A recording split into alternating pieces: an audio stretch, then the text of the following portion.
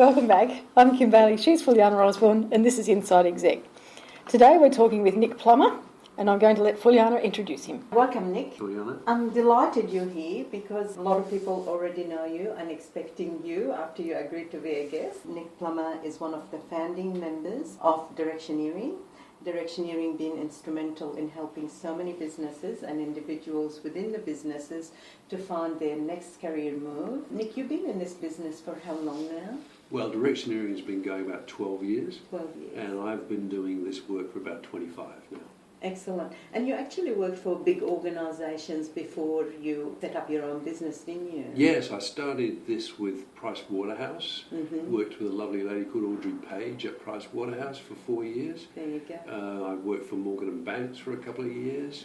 And then worked with a very large career transition firm which was called originally Davidson & Axsmith, which was bought by a big American firm, Right Management, and I worked for them for I think about 8 years, and then we started Directioneering. Excellent. So in that time, you've obviously seen a change in human resources management generally. Has there been a change in the way you approach outplacement? Not probably the way we approach outplacement. I think outplacement is changing definitely.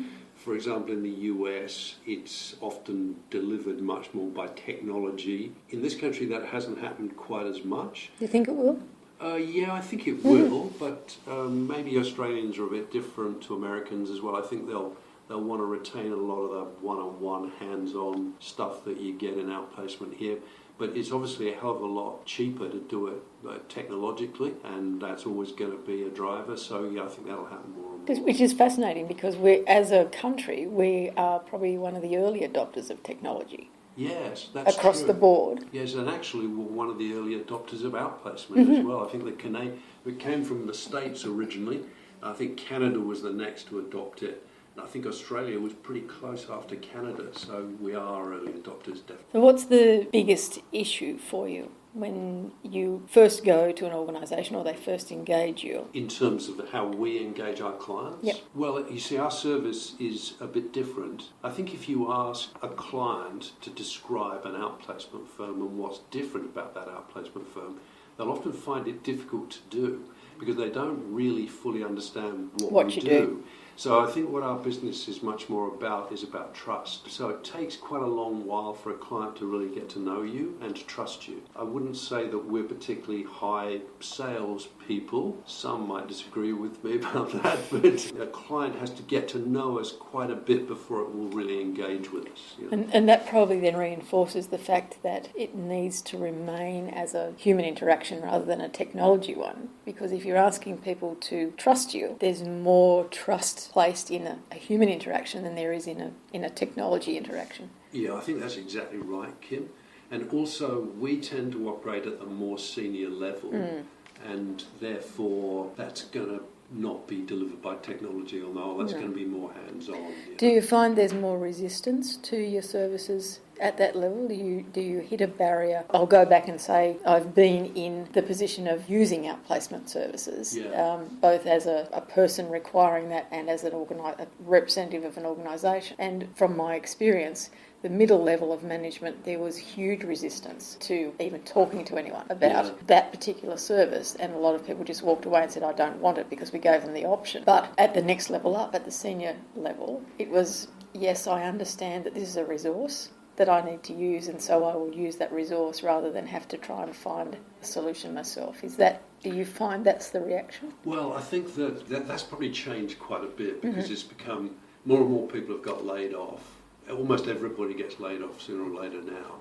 And so a lot of people are used to going through that process, sadly, and therefore they've run into outplacement firms more and more. Yeah, see, I don't think it's sadly. I think it gives them an opportunity to reassess their careers that they don't get in any other way. You know, where else in an organisation do you have the opportunity to stop and think about what you're doing and where you're going? Yes, no, you're exactly you right. Don't. You're exactly right, although it can be painful at the time. But I tell you, to your question about resistance, the place that I find the resistance the most is at the managing director level. Right. It used to be that almost no managing director wanted to use outplacement. They looked upon it as something they bought for other people, but not something they did themselves. That's changing now. Many managing directors realise that, they need some help working out what they might do and finding it as other people do. Mm-hmm. But there's still some resistance in that space because they feel their network is very, very good and that they perhaps don't need a service. Yeah. But other than that, not much resistance at all nowadays, To that point, do you think a bit of that resistance could be that I don't want to be seen as I don't know what to do? Because I should, because I'm a managing director? Exactly. Yeah. The same resistance you used to get, Fulyana, to coaching years ago. Yes. People used to think that if I'm being given coaching, it's because I'm a failure. Whereas now people put their hands up and say they want coaches. So, so yes, there's that change. So if we take a step back and say that we'll put the outplacement to one side, when is the best time for people to look at their careers and assess whether it's time to make a change before change gets forced upon them? Well, of course, changing your career is quite a significant thing. It used to be that you only had one career, like my father only had one career, but now my generation has on average about 3 careers, and the next generations down the track, they'll have more careers again. So it's going to become more and more important.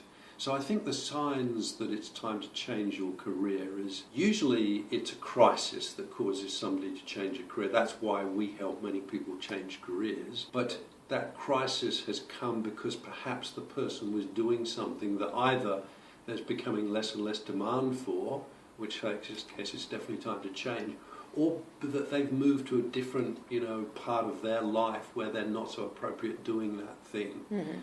Or also because there's something else that they want to do in this world. Usually that's own business or something like that. So it's either the demand for that career thing is not there anymore, or it's just a time in the cycle of your life there's time to move on doing something different. But I think the big question that everybody always ought to be, or perhaps there's 2 questions that you always should be asking yourself in a career. One is the demand for this thing still there and are my skills up to date? And the other thing is, am I still enjoying this and is this something I still want to carry on doing? And if the answer is no to either of those things, well, it's time to change. Or think about change.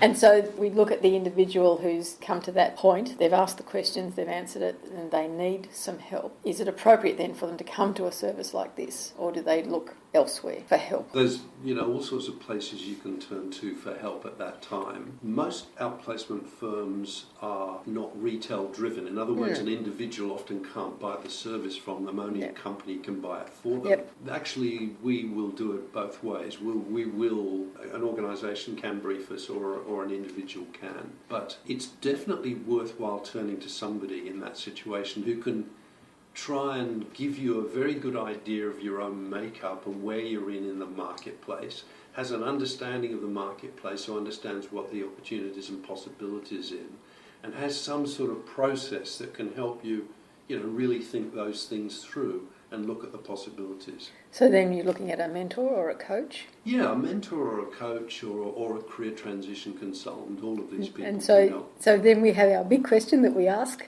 is, what do you see as the difference between mentoring and coaching?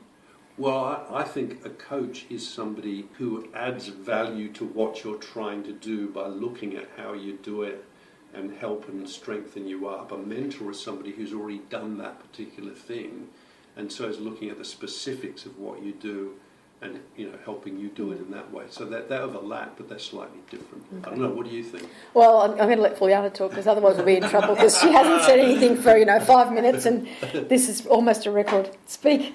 I think there's so many different schools of thought about the difference between mentoring and coaching. The mentoring is sharing one's own experience, is not actually telling the mentee what to do and forcing them in a certain way.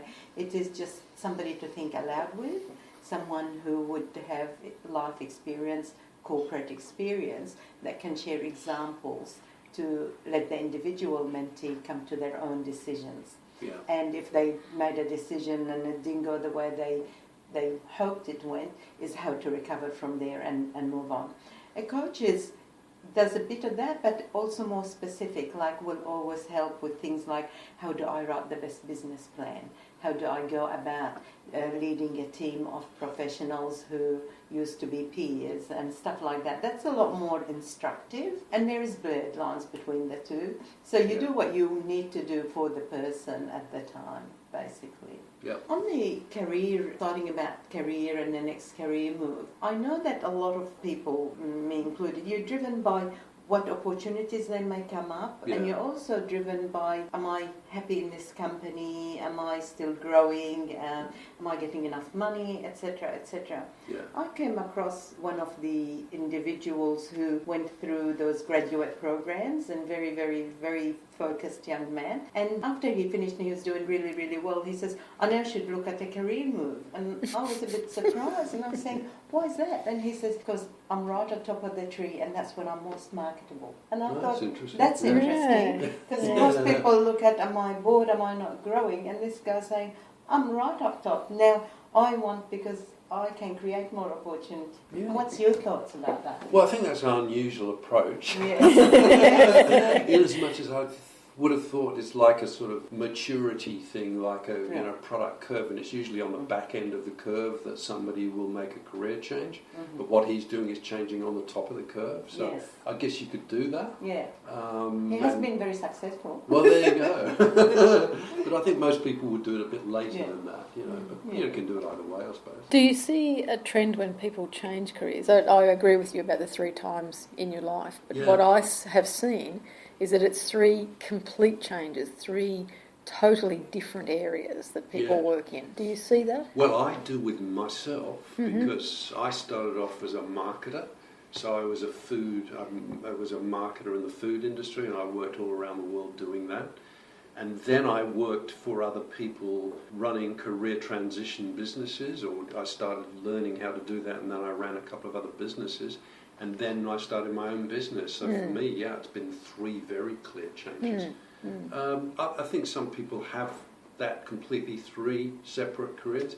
Other people, they're a little bit closer together. It's a bit blurred, but and some people, of course, don't have the 3 changes. They'll have less or more. I wonder if the acceptance of the change that's brought upon them when it is a crisis change is easier to accept if you make that complete change. Yeah, I think it's it is interesting. I mean, you hear companies like mine try and persuade you that you must spot the time to change career, and we have all the tools to help you do it. And that is true, but absolutely normally it's a crisis that causes, it's usually losing a job, something like that. Or sometimes I saw a lovely example of where somebody had done that this had been a very successful lawyer. And he was working in Hong Kong by this time, and he had a major crisis in his life. He had a bunch of guys that he used to play rugby with, and they went off to Bali, and a lot of them were killed in the Bali bombing.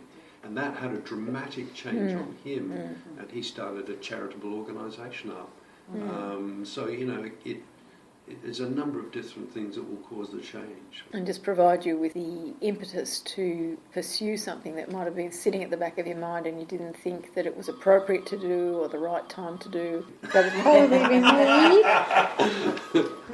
In demand, is in demand. I forgot to turn it off thinking that it was almost flat. I haven't turned mine off either, actually. I should do that too. You need to get it? No, do not. Did I not tell her an hour ago I'm recording today? That's true. I'm, just as an aside, I'm part of a bid for Australia to host the World Championships in flower arranging, and the votes have to be in by Friday, and this is the Australian President saying, have you heard anything from the other states? And I haven't as yet. They've been chasing her along. It's only held every 3 years, so it was Dublin last year, it's Barbados in 2017, India in 2020, and then we would like to bid for 2023. So back to the topic. Somebody might be listening to this and they haven't been through a redundancy situation. Yeah.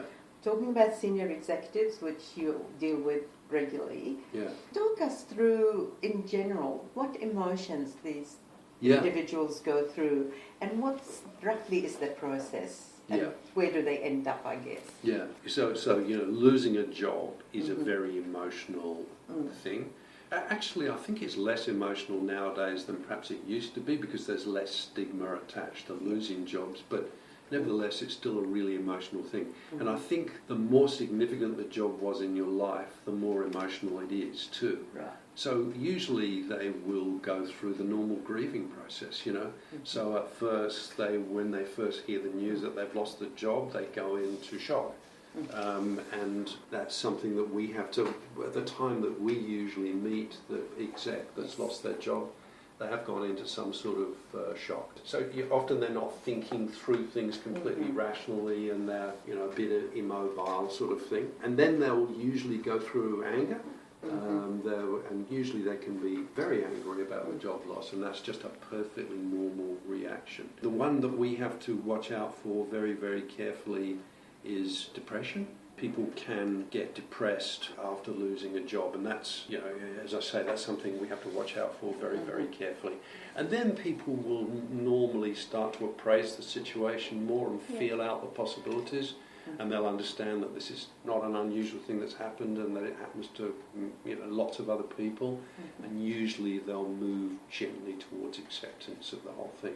So it's quite an emotional roller coaster for them, and it just depends on the individual how long that process is going to take and how extreme it is for them, you know. And actually, this sounds bizarre, but the worst thing that can happen, in my opinion, through that process, well, there's two really bad things. One is that there's something else going on in their life that's not good at the moment too. If they've got money problems or sickness in the family, or somebody has died or some terrible thing like that, that can make it even worse for them. Strangely enough, the other thing is sometimes the organisation, to try and be kind to the individual, keeps them there for a period of time, even though they know they've gone. Yes. And strangely enough, that's often not a good thing to do, and that extends the grieving cycle as well. So, you know, it's something we have to keep a very wary eye on. What about the situation where they go into something too quickly? They go from knowing that grieving process for one part of their life isn't allowed to run its course, that they get replaced somewhere else very quickly in the process, and so there isn't closure of that first one. Do you see that happening? Yeah, that's a little bit like the person who gets divorced and gets remarried too fast as well. Can be all right, and maybe they'll get through it, but can resurface as well, and they go through it all over again. And the worst thing that they could do is, you know, in the case of another job, move on to another job, but their confidence has been somewhat shattered, you know, because it just makes it more difficult for them to do the next job. If we're talking senior executives here, would they not have an inkling that this was going to happen? Yeah, often they do, and it's not a bad thing if they do, because... But you don't see denial in that process, that they think that won't affect them? No, I didn't mention denial in the grieving process. They're special. It's very much there, and there's always denial, of course. We've made redundant myself, I know all about denial. But, it's definitely there. There's just so much for us to cover with you, Nick, that we're going to take a break now, and we'll come back for part 2 of our discussion with Nick Plummer on career transitions. I'm Kim Bailey, she's Fulyana Osborne, we're with Nick Plummer, and this is Inside Exec.